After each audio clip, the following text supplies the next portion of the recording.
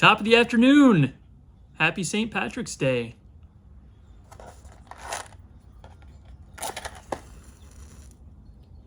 Hopefully I can keep these matches lit with the window open behind me, but it looks like I'll be all right.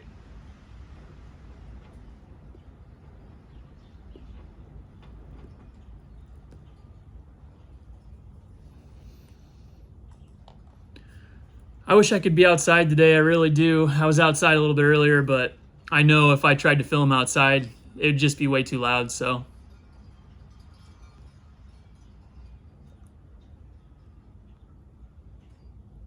We'll have to settle. Could be a lot worse, right?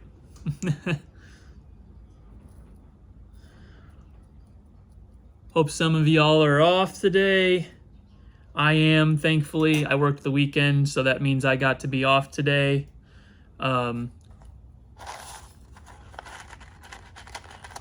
And I've just been enjoying this weather and the bright sunshine. I was having a lot of fun earlier, looking at the birds outside. I have a couple feeders in my backyard, and man, those blackbirds are really going at it this time of year, huh? Earlier, I was seeing some grackles, these beautiful black birds with blue highlights. They're very shiny, and they were just out in full force. I mean, I've seen them around here a lot, but only like one or two here and there. But this time, man, I saw at least 10 around my feeder earlier. And then I looked out the front window, and I saw a bunch of other blackbirds. I think they're, what were they? Red-feathered blackbirds, I want to say they are. And man, I've never seen those. So I'm getting all kinds of nice new birds around.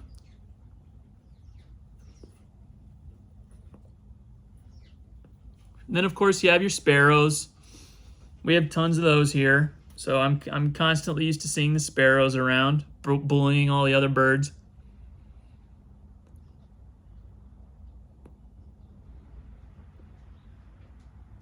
Saw my beautiful cardinal.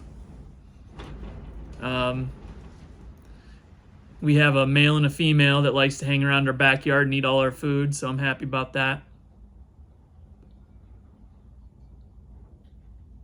So spring is in the air, and I'm so happy. And of course, it's St. Patrick's Day, so I'm in my kitchen, and I'm smelling my corned beef as it boils in the pot. Got a cabbage all ready to go to be boiled closer to the time when my wife and my daughter gets home, along with some carrots and onions. So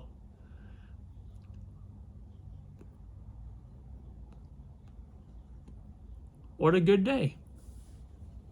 I feel like a proper hobbit with all the good food, the good drink, the good pipe weed.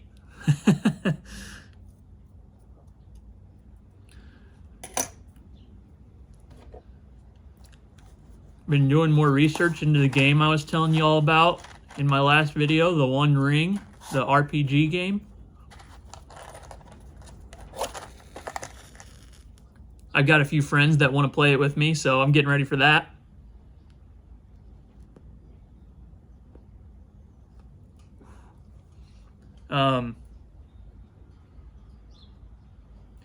And I've got my coffee today.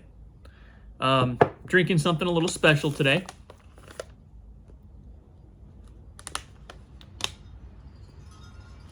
We've got Witchwood Magical Gourmet Coffee. The Witch's Familiar.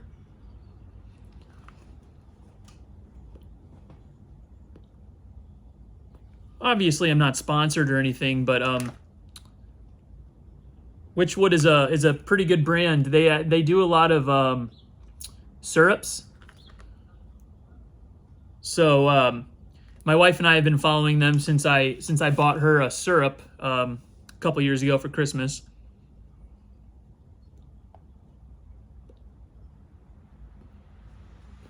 And my wife saw that they were doing a giveaway a couple weeks ago, and she decided she'd, enter, and lo and behold, the luck of the Irish. So yeah, this is a pretty good roast. It's a Brazilian, not too strong. It's good for,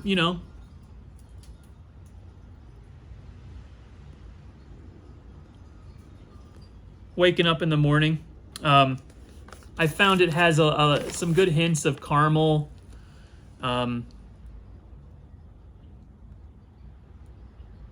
Little bit of brown sugar, some chocolate, milk chocolate. And I'll tell you, it goes great with an English blend. Smoking my Mixture 965 from Peterson out of my Eric Nording.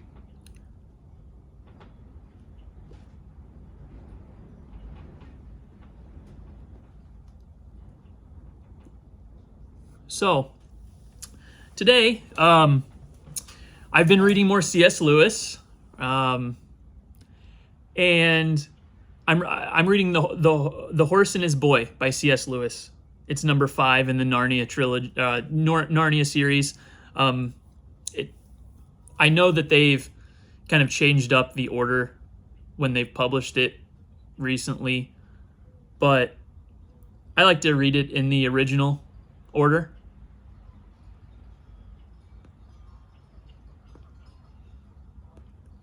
Which, teach their own.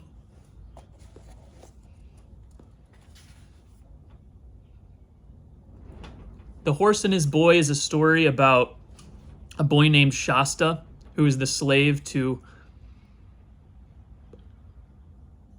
this very not so nice man.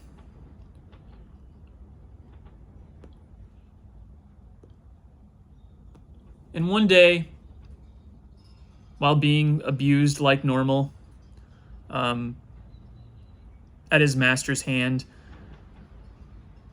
this very noble-looking warrior type rides up to their house.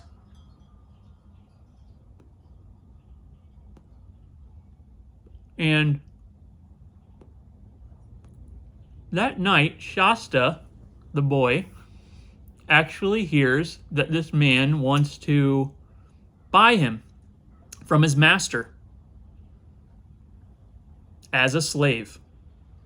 So the boy thinks to himself, it can't be much worse than this. I gotta get out of here. So he decides, I hope that I get bought by this other slave owner.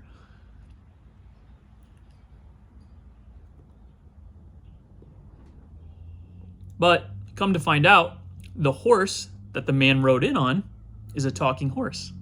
He's actually a Narnian horse. And if you know anything about the land of Narnia, the animals speak. They're very intelligent. So the horse talks to the boy and begins to tell him that you do not want to be associated with this guy, and you definitely do not want to be a slave. And I no longer want to be his riding horse. I'm a noble Narnian. I'm not just a simple horse to be ridden and beaten. So the boy and the horse make a pact to escape from the clutches of their slave owners into freedom, into the land of beautiful mountaintops, wide-ranging valleys, and the free animals of Narnia.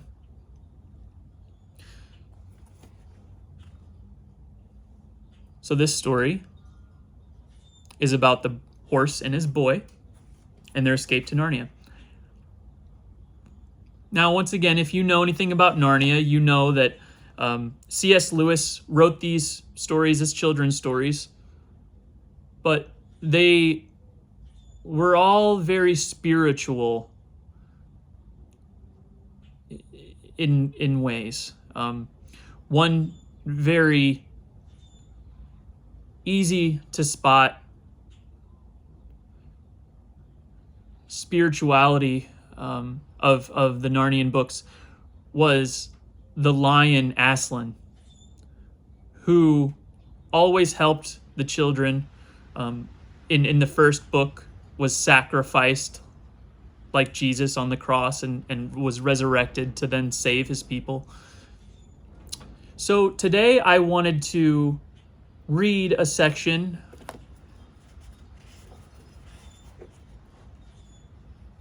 that tells of one of the first ways Aslan reveals himself in some way in this story. In all of the Narnia books, if he's not directly present in the story, he's always in the background, and you can feel his watching eyes and his protective embrace. And so here we will see Shasta being saved at the very last moment from certain death in his most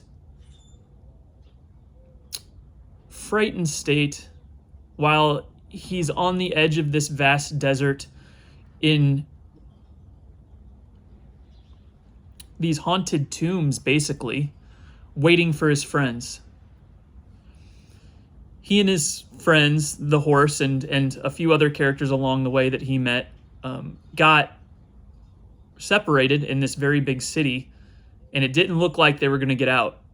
But Shasta then found himself in a case of mistaken identity, and if you read the book, you can get into that a little bit more.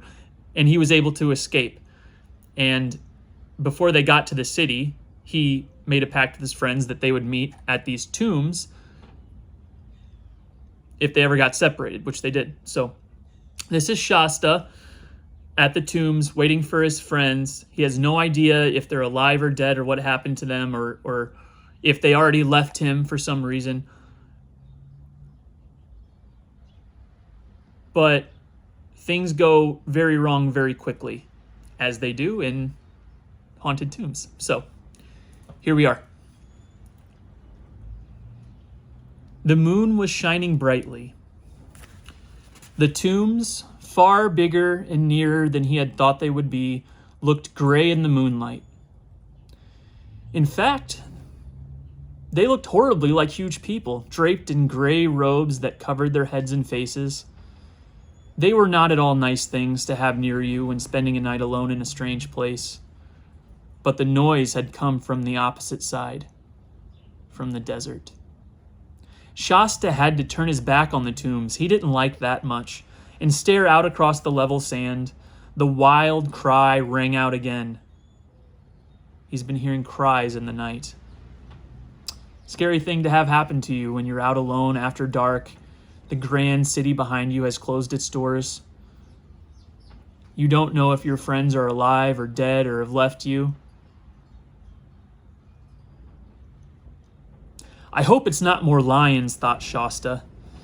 It was, in fact, not very like the lions' roars he had heard on the night when they met Hwin and Haravas, Hwin being another Narnian horse that can speak, and Haravas being a noble of this land who's also escaping to Narnia.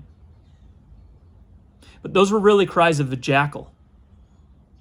But of course Shasta did not know this. Even if he had known, he would not have wanted very much to meet a jackal. The cries rang out again and again. There's more than one of them, whatever they are, thought Shasta, and they're coming nearer. I suppose that if he had been an entirely sensible boy, he would have gone back through the tombs near the river, where there were the houses, and wild beasts would be less likely to come. But then there were, or he thought there were, the ghouls. To go back through the tombs would mean going past those dark openings in the tombs and what might come out of them. It may have been silly, but Shasta felt he had rather risk the wild beasts. Then, as the cries came nearer and nearer, he began to change his mind. I would too. He was just going to run for it when suddenly, between him and the desert, a huge animal bounded into view. As the moon was behind it, it looked quite black, and Shasta did not know what it was, except that it had a very big, shaggy head and went on 4 legs. It did not seem to have noticed Shasta, for it suddenly stopped, turned its head towards the desert and let out a roar which re-echoed through the tombs and seemed to shake the sand under Shasta's feet. The cries of the other creatures suddenly stopped, and he thought he could hear feet scampering away. Then the great beast turned to examine Shasta. "It's a lion! I know it's a lion," thought Shasta. "I'm done. I wonder, will it hurt much? I wish it was over. I wonder, does anything happen to people after they're dead? Oh, here it comes!" And he shut his eyes and his teeth tight. But instead of teeth and claws, he only felt something warm lying down at his feet. And when he opened his eyes, he said, "Why, it's not nearly as big as I thought. It's only half the size. No, it isn't even quarter the size. I do declare it's only the cat. I must have dreamed all that about its being as big as a horse."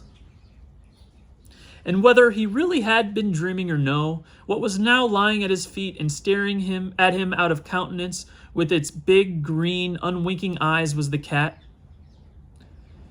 though certainly one of the largest cats he'd ever seen. "Oh, Puss," gasped Shasta, "I am so glad to see you again. I've been having such horrible dreams." And he at once lay down again, back to back with the cat as they had been at the beginning of the night. The warmth from it spread all over him. "I'll never do anything nasty to a cat again as long as I live," said Shasta, half to the cat and half to himself. "I did once, you know. I threw stones at a half-starved, mangy old stray. Hey, stop that!" For the cat had turned around and given him a scratch. "None of that," said Shasta.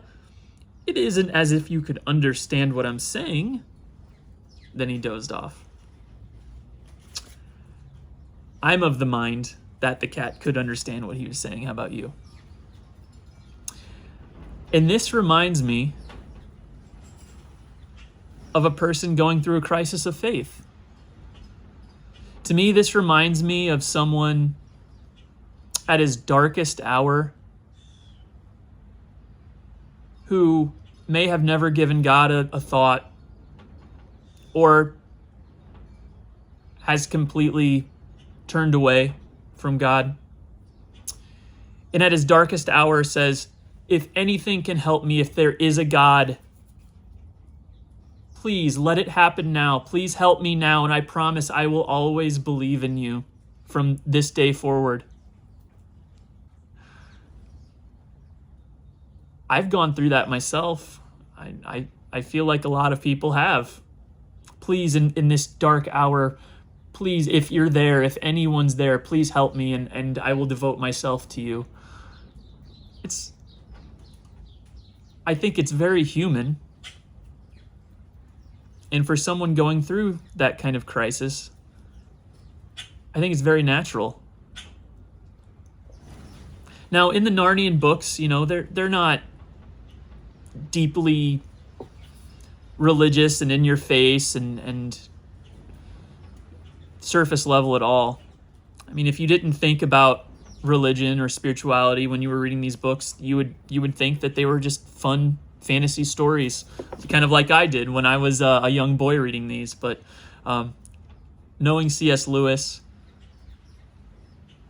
there's a lot more going on under the surface. And that's why I love C.S. Lewis, and that's why I love Narnia. So I'm going to continue my journeys in Narnia. I'm sure I'll finish The Horse and His Boy very soon. It's very nostalgic for me.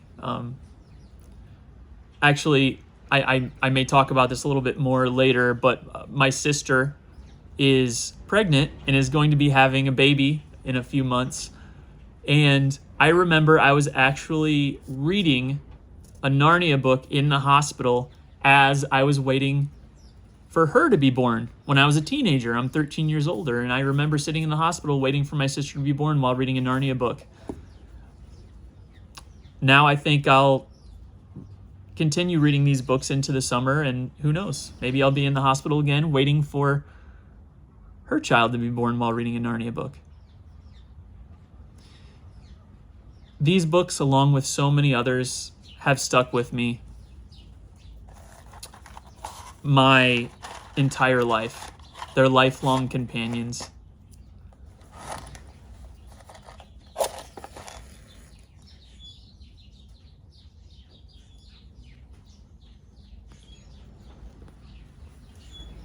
I'm so thankful that I get to do this channel, that I get to have the job that I have to be able to pass along these books and these readings to others. So, that being said, have a happy St. Patrick's Day. Smoke a pipe, have a beer, enjoy your family, and just love one another. Thanks for stopping by.